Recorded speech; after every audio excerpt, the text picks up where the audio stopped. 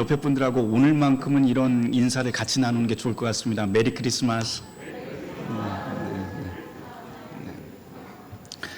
참으로 복된 성탄의 아침입니다. 우리는 성탄의 복음을 나누기 위해서 오늘 여기에 모였는데요. 성탄절 아침에 우리에게 들려주는 성탄의 메시지는 아주 분명합니다. 하나님의 아들이 이 땅에 오셨다라고 하는 것이죠. 성경에 나오는 이 성탄의 이야기는 종교화를 그리는 화가들의 단골 메뉴라서요. 어린이도 대충 다 상상하고 이야기할 수 있을 정도로 우리 모두에게 익숙합니다. 사람들은 종종 예수님이 태어나던 장면을 상상하면서 마음의 쉼을 얻기도 합니다. 그날을 여러분들 한번 머리에 상상해 보시기를 바랍니다. 칠흑같이 어두운 밤이었죠. 하지만 방금 태어난 아이를 바라보는 마리아와 요셉, 이 두 부모는 밝고 사랑스러운 얼굴로 그 곁을 지키고 그 곁에는 동물들도 축하하듯 둘러서 있습니다. 구유에 누워 있는 이 아이는 빛을 뿜듯이 그렇게 밝게 빛나고 있습니다. 거기서 한 걸음 뒤에는 천사의 소식을 듣고 한 걸음에 달려온 목자들도 있고요. 그리고 별을 보고 찾아온 저 멀리 동방 박사들도 예의를 다해서 경배하며 이 아이의 출생에 감사하며 감격하고 있습니다. 어둠이 가득한 밤이지만 이 순간만큼은 세상 어디서도 볼 수 없는 평화의 빛, 거룩한 빛이 감돕니다. 고요하고 거룩한 밤이지요. 어디선가 조용한 찬송이 들리는 것 같은 느낌도 듭니다. 베들레헴 마구간은 그렇게 시간이 정지해버린 것 같은 순간을 맞게 됩니다. 그리고 그때 거기서부터 세상이 변하는 위대한 일들이 시작된다고 성경은 우리에게 전합니다. 우리는 보통 그렇게 성탄의 밤을 머릿속에 그렇게 그려냅니다. 평화롭고 낭만적이고 기쁨과 희망이 가득한 밤이라고 말입니다. 오늘 주복 표지의 그림처럼 말이죠. 그런데 정말 이런 우리의 상상이 맞을까요? 상식적으로 생각을 한번 해보시길 바랍니다. 이 아이의 부모는 사실 무엇 하나 내세울 것 없는 가난하고 평범한 부모였고, 해산하는 날이 가까운 줄 알고도 호적 신고를 하러 가야만 했던 그런 가정이었습니다. 심지어 진통이 극에 달한 그날 밤, 방 한 칸 못 구해서 마구간에 유숙할 수밖에 없었던 그런 힘없는 가정이 바로 그리스도 예수의 부모입니다. 이것뿐이 아니죠. 우리는 아이의 탄생을 마냥 기쁜 일로 상상하지만 실상은 그렇지 않습니다. 아직 소녀티도 벗지 못한 마리아는 엄마가 된다는 그 현실 때문에 지독히도 마음이 무거운 밤이었을 겁니다. 또 남편 요셉은 또 어떠했을까요?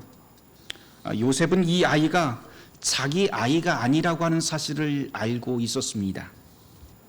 성경에서는 천사가 마리아에게 나타나서 네가 아이를 잉태하고 낳을 것이라고 예고해 주었지만 마태복음과 달리 누가복음에서는요, 요셉에게 천사가 와서 설명해 주었다고 하는 구절을 단 한 구절도 찾아볼 수가 없습니다. 요셉은 그저 정혼한 아내 마리아의 이야기만 들었을 것이고요, 그리고 그 이야기를 듣고 커져가는 아내의 배를 바라보면서 출산을 맞게 됩니다. 요셉이 또 마리아의 말을 믿으려면 얼마나 많고 얼마나 큰 믿음이 또 필요했을까요? 혹시 요셉이 이 아이의 아비라고 아니라고 하는 그 사실을 사람들이 알게 된다면 앞으로 어떻게 될지 고민하지 않았을까요? 마리아와 마찬가지로 요셉도 이 아이를 키운다는 이 결심이 절대로 기쁘고 간단한 문제는 아니었을 겁니다. 어쩌면 요셉과 마리아에게 이 성탄의 밤은 우리가 상상하는 그런 거룩하고 기쁜 밤이 아니라 의심과 믿음, 염려와 소망, 그 사이에서 극도로 갈등하는 그런 밤이었을 것 같습니다. 이렇듯 성탄의 이야기들은 한꺼풀 들춰보면 찬란한 이야기가 아니라 사실은 그 안에는 우리의 현실을 담아놓은 아픈 이야기들이 이 안에는 여기에 서려 있습니다. 목자와 동방박사들도 그렇죠.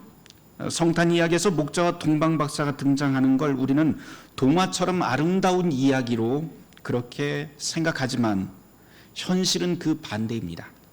목자는 유대 사회에서 안식일에도 일해야만 끼니를 연명할 수 있는 그런 가난한 사람들이었고, 동방박사는 유대인들이 그리도 혐오하는 이방인, 그것도 하늘의 별을 보고 점을 보는 점쟁이들이었습니다. 이들이 허허 들판에서 유대 땅 바깥에서 성탄의 소식을 들었다는 건 여러모로 오늘 우리의 머리를 복잡하게 만듭니다.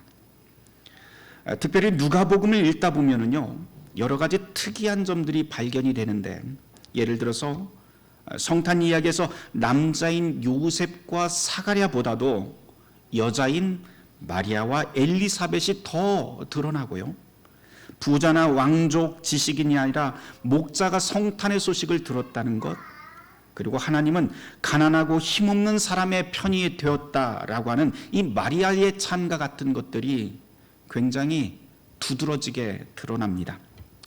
사실 이런 성탄의 메시지는 동시대 사람들의 상식을 뛰어넘는 그런 괴상한 소리들입니다. 힘없고 가난한 자, 이런 사람들이 부자와 권세 있는 사람들을 어떻게 이길 수가 있단 말일까요?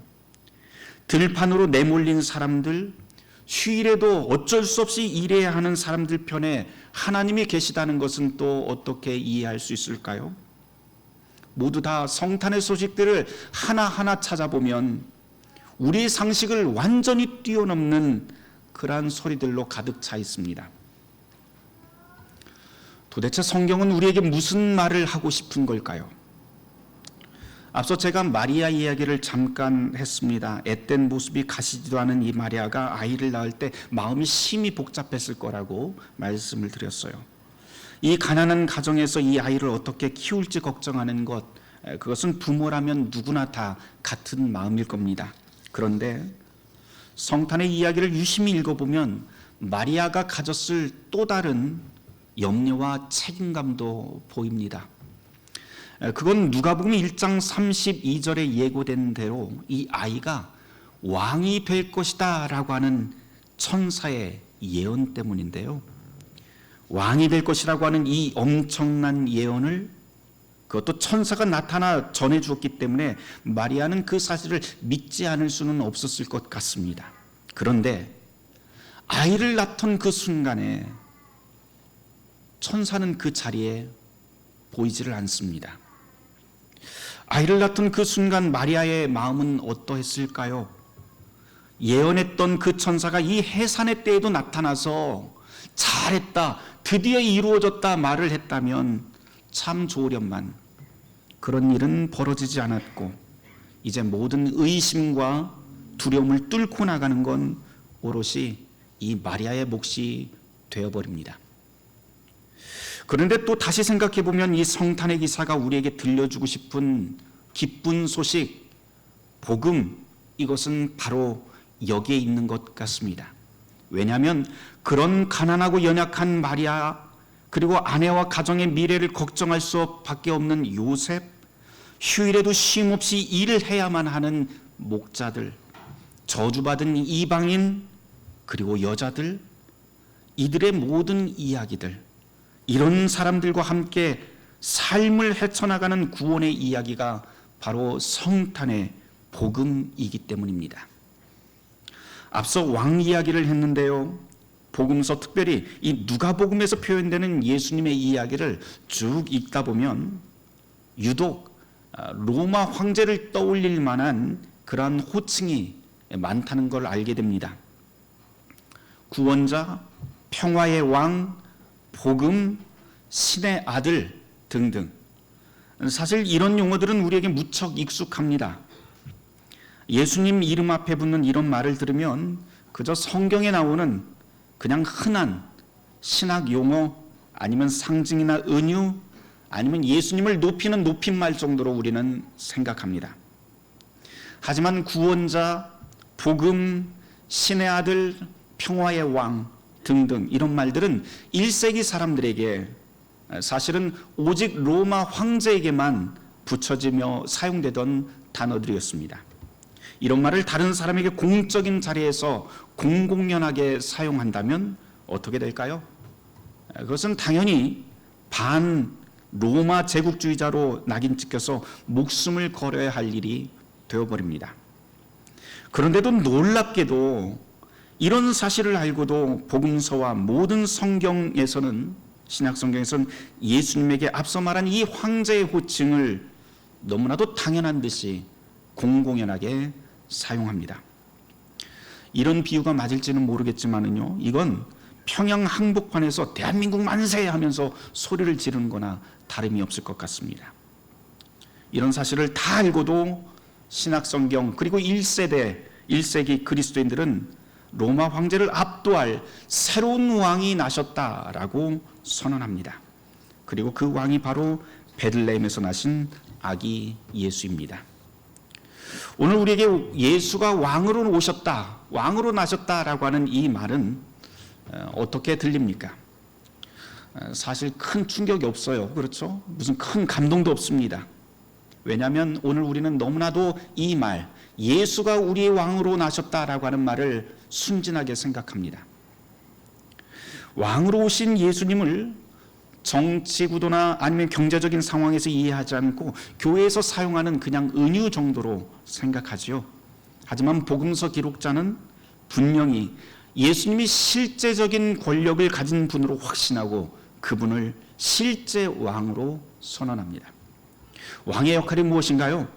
이 고대 사회에서 왕은 제국에 속한 백성들의 생사를 결정하는 권한이 있습니다.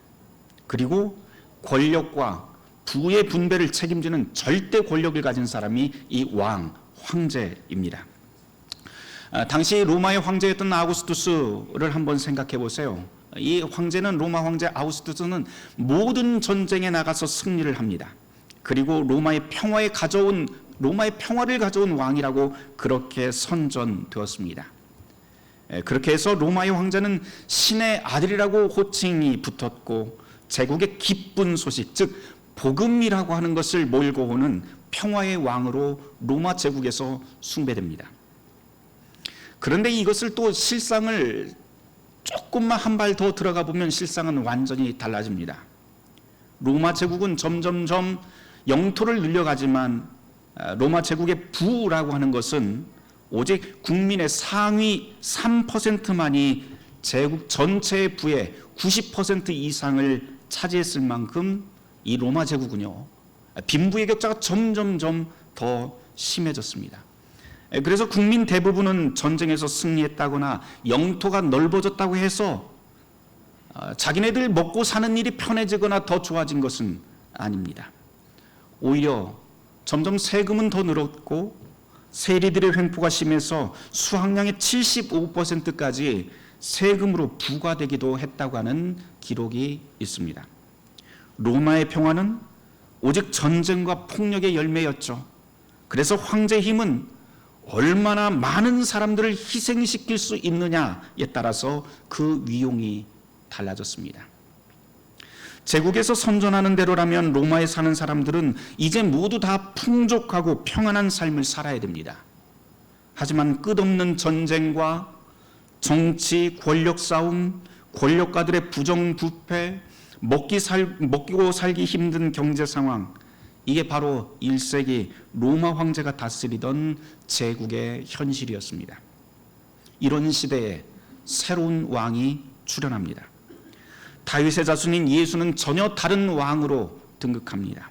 그분은 대낮 도심 한복판에서 팡파르를 울리며 태어나거나 칼을 휘두르고 개선문으로 등장하는 황제가 아닙니다. 그분은 오히려 반대로 칠흑 같은 어둠, 도심에서 떨어진 들판 한가운데서 사람들의 관심이 끊어진 곳에서 탄생의 소식이 들려옵니다. 권력가나 지식인, 영향력 있는 사회 지도층이 아니라 목자들에게 이 소식이 전해집니다. 그분은 폭력 없이 평화의 세상을 이룰 것이고, 그분께 순종하며 따르는 사람들은 위로와 참된 쉼과 회복이 약속됩니다.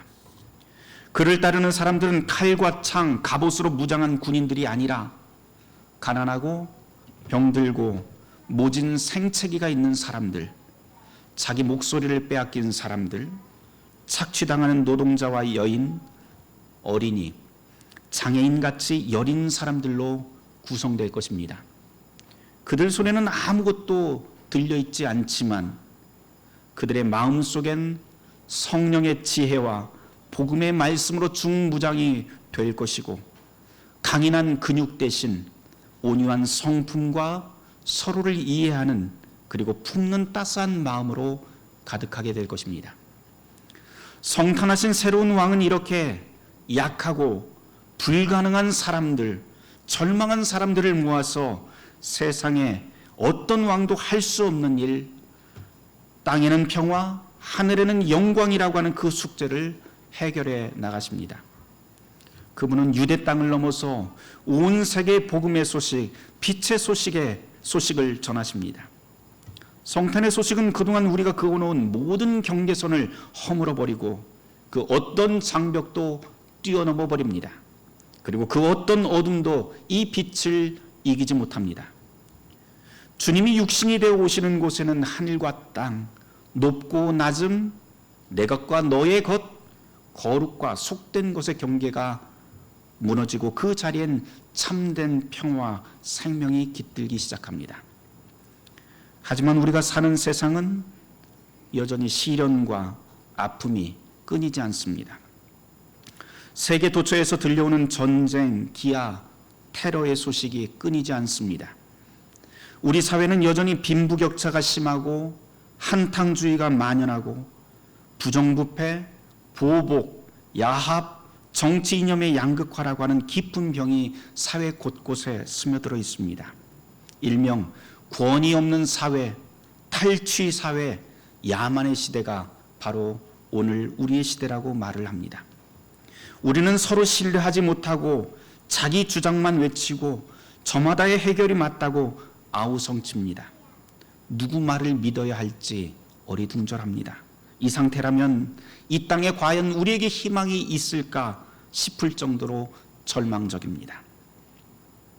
이런 상황을 성경 구절에 빗대어 말한다면 유대인과 헬라인, 부한자나 가난한 자, 지혜자나 미련한 자로 서로 분열되었던 초대교회, 왕이 있지만 왕이 없으며 하늘의 왕이 진심으로 필요한 1세기 초대교회 상황과 그리 달라 보이지 않습니다. 하지만 오늘 이 성탄의 소식은 우리에게 기쁜 소식으로 들려옵니다. 바로 하늘과 땅의 왕이신 그리스도 예수가 세상의 담과 벽을 허물고 절망이 있는 곳에 희망의 빛을 몰고 우리에게 들어오셨다라고 하는 복음입니다. 요한복음 1장은 이런 성탄의 복음을 빛이 어둠에 임했고 그 빛이 각 사람을 비추며 그 빛을 영접하는 자는 하나님의 자녀가 되는 권세를 주셨다라고 선언합니다. 하나님은 그렇게 당신의 자녀들을 통해서 세상의 어두운 빛을, 세상의 어둠을 빛으로 밝히십니다.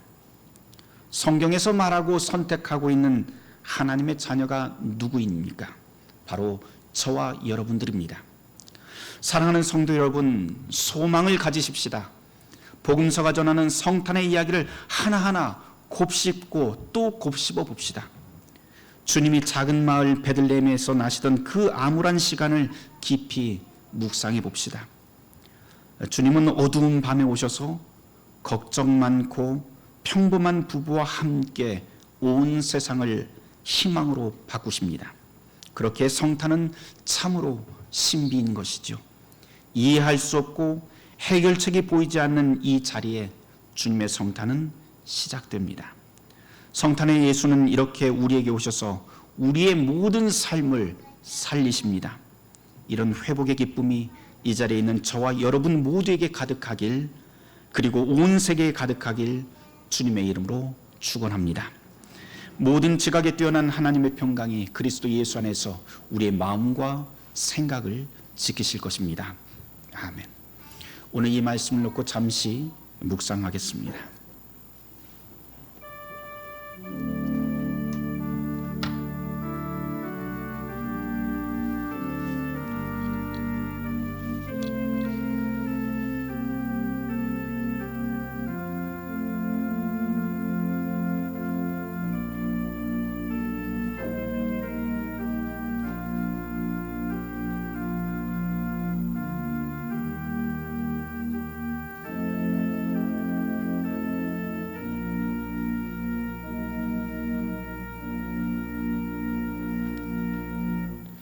칠흑같이 어두운 세상에 빛으로 오신 주님, 당신의 성탄을 참으로 기뻐하며 감사를 드립니다. 주님, 오늘 우리의 마음과 우리의 삶의 자리, 이 나라 그리고 이 지구에 주님 오셔서 하나님의 나라로 기쁨과 평안과 안식이 가득한 나라로 바꾸어 주시옵소서. 이 모든 말씀 예수 그리스도 이름 받들어 기도드렸습니다.